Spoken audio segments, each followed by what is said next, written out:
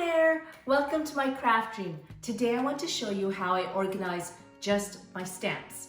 And I hope that you like it. And you know what, honestly, the way I organize my stamps is probably not the best way. But I'm sure there are other systems out there. And you know, in all honesty, I actually created this video not for you, but for me, because I need all the help I can get. As much as I love my craft room, I know that the way I've organized it is probably not the best way, but I do want to show you how I actually organize my stamps, and I would love your feedback. Should you have any better system for me, please make sure that you share that with me. Okay, let's go. So yeah, this is my craft room, and I do have a video that shows you all the moving parts that make this craft room what it is. But today I'm just gonna go through just the stamps. Okay, this is my wall of wooden stamps. I have way more than this, but in all honesty, yeah, this is how I organize them. I just kind of throw them up there.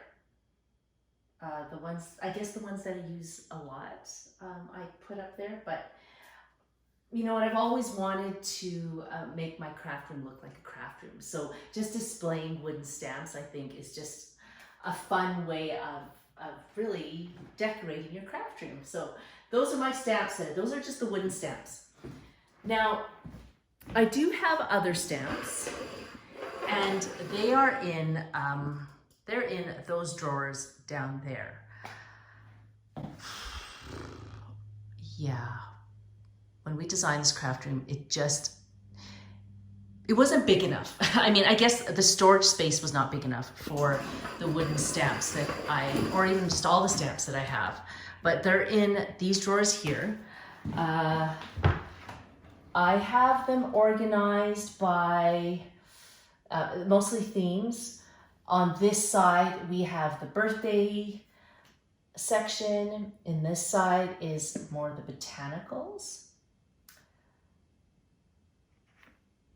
Here is more of a vintage section, and then I have these, which are my favorites. I mean, really, seriously, if you get your hands, if you're traveling and you find these Cavallini and Company stamps, they're just, look at the packaging. How could you not buy that? I mean, really, like, it's beautiful.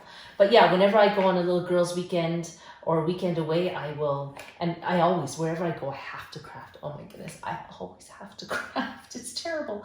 But I will bring a box of note cards, and I will just take one of these and some stamps and stamp away. So yeah, so I have these little packages, and then obviously here is text, lettering, that kind of stuff there. I do have another drawer right here of stamps. Here's my the faith stamps. I've got my chocolate and food stamps, autumn, and then Christmas there. So those are my stamps. And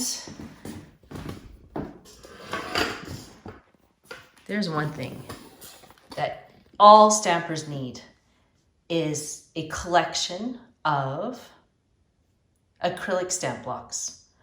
I can't stress it enough. I use a lot of stamps in a lot of my journaling, and yeah, I probably use 4, 5, 6 stamp blocks at a time.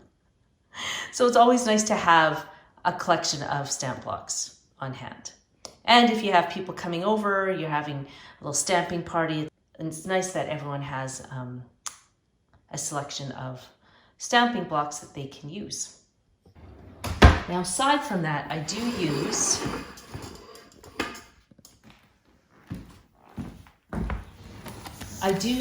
Jennifer McGuire's system of filing her cling stamps, or your cling stamps. And what she does is she uses the Avery Sleeves and then cuts up some of these plastic cling some of these plastic cling folders so that your stamps can stick on there. Or if they come in their own packaging, you can kind of put that in there as well.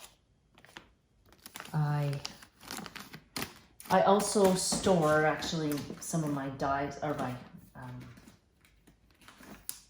my embossing folders in here as well. But yeah, I use her system, and then on top of that,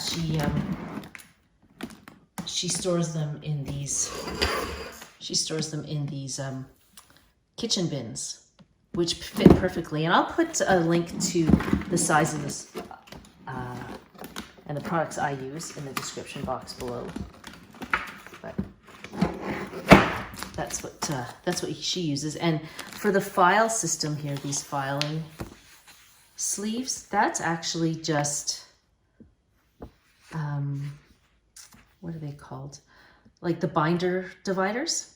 Yeah, binder dividers. And I just cut those up and cornered the edges and then labeled them. So that's pretty much the gist of that one. Up here, I use another system, and that is the Tim Holtz binders.